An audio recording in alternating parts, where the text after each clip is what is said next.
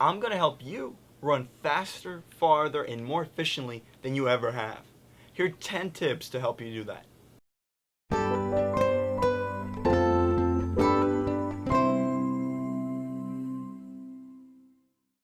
Hey guys, welcome back to My Holistic Strength, where natural health meets being active.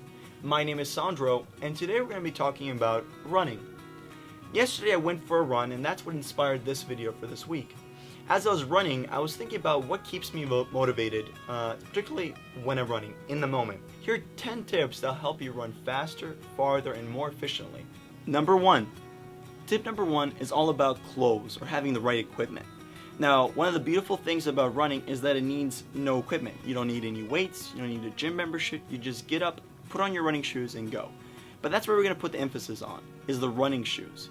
Now this can be anything. This can be from basic sneakers to something more special. The point is, it doesn't have to be expensive, it just has to be comfortable. Number 2. Tip number 2 is actually a little bit of a warning. Now you may be all excited to get started, go run. Maybe you bought a new pair of running shoes, or you've mapped out a course that you want to go run. But make sure to run only after an hour or two after you've eaten. Because if you ever ran with a full stomach, then you know what I'm talking about. You have this sickening, almost vomit-inducing nausea that builds up because you have all this food that's undigested kind of swishing around. Because when you're running, you're kind of bobbing up and down, and that's causing the food to just make a mess. Number 3. Tip number 3 is making sure that you have proper form. Now, if you're a beginner, you may be very excited to get out there and just hit the road and start running as soon as possible. And that's good. Keep that motivation, keep that enthusiasm. But make sure that you're running properly so you can resist injuries and so that you don't hurt yourself in the long run. Pun not intended. One way to do that is that you can have a partner who's an experienced runner run beside you, or maybe just watch you run for a little bit and point out things that you can work on.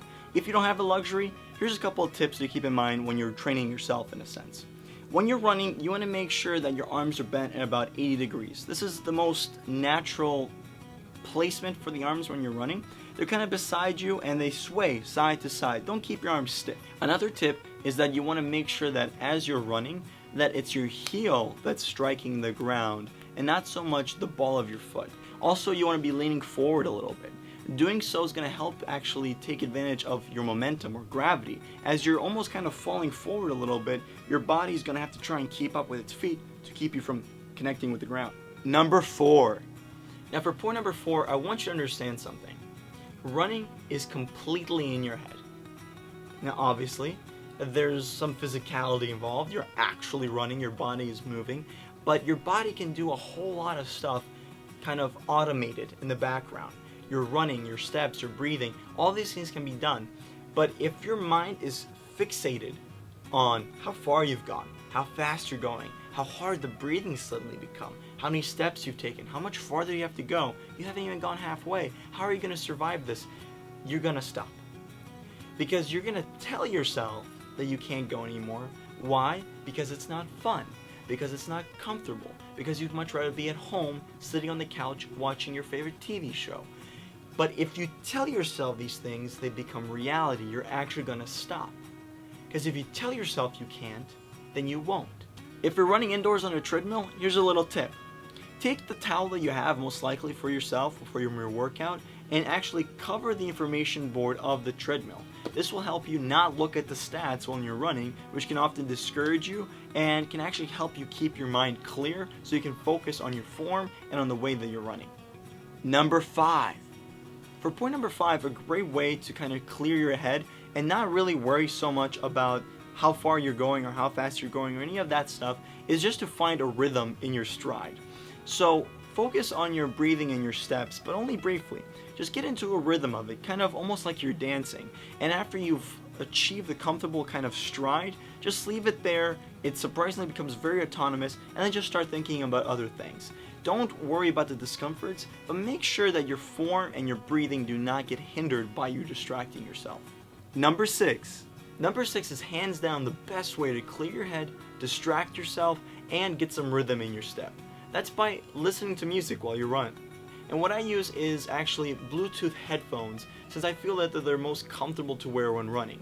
Now, I've ran with wired headphones before, But as we mentioned on the onset, it's all about comfort. And having that wired cable go from my ears to the phone was somehow cumbersome, and I always felt like I was almost going to tug it out of my ears or maybe tug it out of my phone or whatever the case may be. Another thing I'd recommend if you're running with your phone is to go ahead and invest $10, $12 into an armband.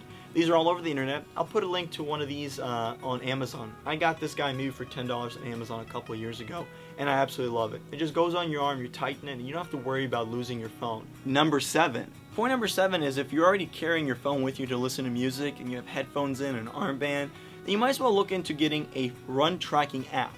There are many for Android and iOS. The only two that I can recommend are the ones that I've used, Endomondo and Strava.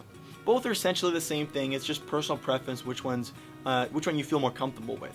Both track how far you've run, how fast you were running, I should say, and give you little almost like status updates when you're running with like a virtual coach, which I think is incredible. It's a great way to keep yourself motivated. So if you had your headphones in and you're listening to music, either one of these apps can tell you at half-mile increments, half-mile, mile and a half, how fast you've been going, your heart rate, and many other cool tips like that. So go ahead and check those apps out. They may be exactly what you need to keep yourself motivated. Number 8. Tip number 8 is making sure that you have a goal. So that could be a very physical goal or that could be a mental goal. And we're not talking about goals about running a half marathon or running a marathon. We're talking about goals in the moment. Again, keep in mind, we want to keep ourselves motivated when the last thing we want to do is be running. So what you can do is set a physical landmark that you want to reach. This is what you'll probably be doing anyways. If your goal is to run a mile, 2 miles, 4, 5, whatever, so you have a point that you want to reach. So that's your goal. You want to reach that. One tip that I heard that I think is really cool is actually have someone drive you the physical distance away from your house for whatever your goal is. So if your goal is to run 1 mile, 2 miles, whatever, have someone physically drive you 2 miles away from your home and just drop you off, stranded. The only way to get home is to run the 2 miles. Number 9. So for point 9, besides just having a physical landmark goal, let's set a goal for how often you want to be running every week. Because in order to increase your speed and endurance and overall stamina, you have to run more often than maybe just once a month or something.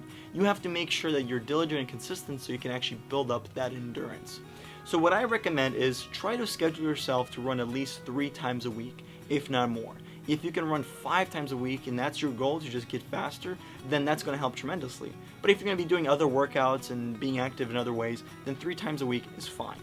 One other thing to keep in mind is challenge yourself every week to increase your last distance ran by 10%. So what I mean by that is, for example, if you run 1 mile the first week, then next week, after you've run at least 3 times, go ahead and try and increase that a little bit. That doesn't have to be 10% exact, but let's push ourselves to the next landmark. So push yourself to the next block, push yourself to the next stop sign, push yourself to the library in the corner, or that church, or that school, or whatever you have as a point of reference. Push yourself to run just a little bit more. Number 10. So tip number 10 is something that I do personally for myself that is more of an exercise of willpower and mental grit than anything else. I have an unwavering, uncompromisable rule that as I get close to the end of my run, that I have to sprint this one hill that's about a block from my house. I have to give it my all. Whatever juice I have left in the tank, whatever I have, I leave it out in the field, so to speak. And I do this to encourage myself that no matter how tired I may be, no matter how disappointed I may be with my performance, no matter how uncomfortable I may be, when I get to that foot of that hill, I can always sprint it. And not only that, is it a mental exercise for me, but I've also noticed increases in both in speed and endurance from doing this regularly, because it encourages me to know that I can go farther and faster the next time. Surprise! Bonus! I actually have 2 more tips for you. This video would have been 12 tips on how to run faster, but I don't have that many fingers. Bonus tip number 1. Bonus tip number 1 is the single most important tip that I can give you. Everything else, throw out the window if you're not going to go ahead and incorporate this. And it's 3 simple words. Don't stop moving. The moment you allow yourself to compromise and start walking during your run or stopping completely is the moment you've allowed yourself to be defeated. I've noticed this with myself and with people that I've trained and ran with. It's a mental thing. The moment you stop running, you've told yourself that it's okay to take a break. It's okay to stop. It's okay to try and alleviate some of that discomfort. So if you do it once, you'll do it again, and you'll do it again, and you'll do it again, all within the same run. At that point, your efficiency and the way that you're building your stamina is severely diminished. Not only that, you're shooting yourself in the foot, because the moment you stop running, the moment you break that running stance and either stop or start walking, is the moment that your heart rate starts to plummet. It's when your muscles start to fatigue, and it's also when you're more likely to develop cramps because you're also cooling down. So my recommendation is, instead of stopping or walking completely, you want to go into a very slow jog. So you want to slow yourself down. You can slow down as much as you want. You almost want to go to a crawl if you need to. But do not stop running. I cannot emphasize that. Do not stop the stance. And you may think, what is he talking about? If you ever go run, you'll know the difference between when you're still in a light jogging stance and a walking stance. It's all about your body posture. So don't break that body posture, and it's going to get you far. Now, use that period, that light jog, as a time for you to catch your breath. Okay, go as slow as you need. Once you've caught your breath, go ahead and speed up again. This is ultimately going to increase, or I should say decrease, the time it takes you to cross a distance. It's going to make you faster in a whole. Bonus tip number 2. Bonus tip number 2 is to make sure that you're supplying your body with the right type of fuel to keep yourself going when you're running. So you want to make sure you have good sources of carbohydrates and good sources of fats to keep yourself operating at the optimal levels when you're running, since running does take a lot of calories and a lot of energy. So if you want to know exactly why I consider good fats a phenomenal source of energy, particularly if you're a distance runner or just running in general, go ahead and click on the card here to be taken to my 9 reasons why you need fat video. So there you go, 10 tips plus 2 bonus tips that'll help you run farther, faster, and more efficiently when it comes to your running. I want to thank you so much for stopping by. And again, my name is Sandro from MyHolisticStrength, where natural health means being active. And I'll see you all in the next video. If you liked this video or felt you got something out of it, maybe learned something new, please go ahead and leave a comment below, like the video, and share with a friend. If you'd like to see more content like this, don't forget to subscribe to the channel and you'll get notified when we make new videos. If you're trying to develop better habits, such as running more or getting out those 3 times a week, I have a video all about how to develop healthier habits. There's 3 tips there that'll help you develop any habit, whether it be working out, running, or eating better. Go ahead and click that video. If you want to give your running a little oomph, then go ahead and check out my video all about bee pollen. Bee pollen is a great source of vitamins, minerals, and nutrients, and can even help athletes like long-distance runners improve their performance. Until next time,